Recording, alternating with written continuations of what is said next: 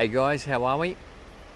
Thanks so much to everyone who has sent me messages over the last couple of days. Absolutely blown away by the amount of emails, messages on Messenger and Facebook, and one or two of them took me quite a while to read through. So I've been absolutely blown away by the response, which is great. Very, very much appreciated, and I just want to thank you from the bottom of my heart. It's absolutely very much appreciated. And as you know, if you follow the channel, I respond to pretty much every single comment that is put on the channel. I just think if people take the time to make a comment, I'm more than happy to spend the time to reply. And as I said, I really appreciate it.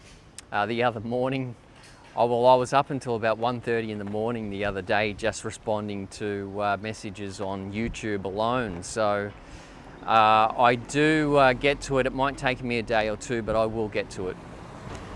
So, while I remember too, I have set up membership options for the YouTube channel, and not that I wanted to do that, but it's just sort of taking a lot of time to do things, and I really enjoy doing it. But it's just a way for you to be able to support me, support the channel, and for me to be able to provide better content for you in the long run.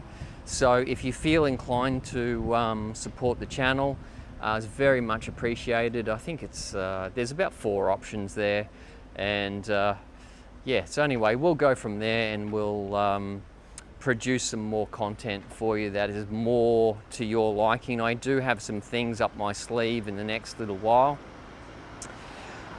So what I wanted to talk about today was so an interesting article that appeared overnight, and that was an announcement that the Australian Treasurer has basically decided that he's going to hold an inquiry into the Reserve Bank of Australia. Now, before our colleagues from the UK and the US and Canada, etc., start to turn off, hold on, because this is going to be applicable to you as well. So, what is happening here? Well, it's what I was saying in previous videos. Interest rates are going to have to go up about 2% above the official inflation rate, right? And we know in the US it's around 9.5%. I think New Zealand is around 6.95%, and Australia, they're still in denial there. They think it's around 3.5%.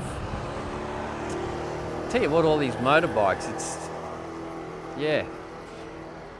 So 3.5 in Australia, which I very much doubt. I'd say it's more like around 9 to 10% inflation in Australia. So what you're basically going to see is interest rates being raised to around 2% above what the official inflation rate is. There's no other way around it. And basically, as I've said in previous videos, this is the result of the reserve banks, or the central banks from around the world, adding too much money to the system. So there's only one response to this: increased interest rates. So where does that leave us? Well, I can tell you where it leaves us. It leaves us with governments needing to find a scapegoat, because governments are going to be under incredible pressure to try and protect so-called taxpayers if you're Australian, or citizens if you're from other places around the world. So that's what governments are going to try and do. They're going to try and protect their own narrative. And so what you're going to see is them try and control the narrative. And that's why you're seeing this so-called inquiry into the actions of the Reserve Bank of Australia, because what they need to do is control the optics.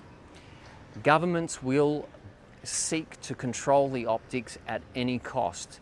And that means they're trying to take the blame from themselves and put it onto the reserve banks. This will not work. It's not going to do anything, because reserve banks and reserve bank governors are meant to be absolutely impartial to any influence. So, and I did note that the ABC said that the unions, the head of the Australian Workers Union, I think it is, anyway, some union in Australia, wants to have a seat on the board of the Reserve Bank of Australia, which is absolutely laughable. There's no way on God's green earth that they're ever going to allow that to happen. But that's exactly what I've been saying to you in regards to the narrative, and in regards to them wanting to have militant unionism. So, tell you what, I can't win with all these cars and motorbikes. So, that's the situation at the moment. They're going to try and have militant unionism. It's not going to work. The governor of the Reserve Bank of Australia genuinely does not care, and neither do the board members. They are independently elected, and they elect themselves. I did see that the woman who is in charge of the inquiry has been a member of the Reserve Bank of Canada and the Reserve Bank of the UK. Or the Bank of England. And that's a bit like the fox guarding the hen house. There is absolutely nothing that's going to come of this. This is all about optics. This is all about controlling the narrative. And they are going to look after their own. So don't buy into this at all. This is all smoke and mirrors, and nothing is going to come of this. So keep that in mind. I just wanted to give people a bit of insight into what's actually going on here. The governments around the world are going to be under significant pressure in the next 12 months and beyond, because interest rates are going to go through the roof, and people are going to suffer. And there's a few curious things that are going on at the moment, like all-time low unemployment rates. How does that work when you've got all-time high inflation, and you've got stagflation, for example, in the UK?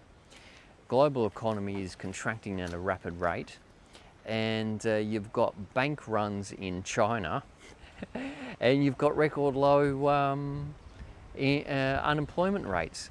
A simple explanation for that is that they are using a thing called the U16, the U6 as opposed to the U16. So it means that they're not using 10 key indicators of the unemployment rate. So if you go back to, say, World War II, unemployment was significantly higher. And the reason was because they had 16 different factors to consider in regards to the unemployment rate. I mean, if you're part-time employed, you're unemployed. If you're casually employed, you're unemployed. If you're, have a disability, you're unemployed. So all those factors are taken into consideration. Well, modern economics, they don't take that in. They only take in 6 factors for unemployment. And that's why you have a historically low unemployment rate. It's all smoke and mirrors. It's all BS. So anyway, guys, I'm going to leave that there. As I said, if you want to support the channel, you can become a member by joining the membership section. And like and subscribe to the channel. Otherwise, you can go to overseasexiles.com and subscribe there and enjoy the content. So thanks so much once again to all those guys who have basically sent me messages over the last day or two.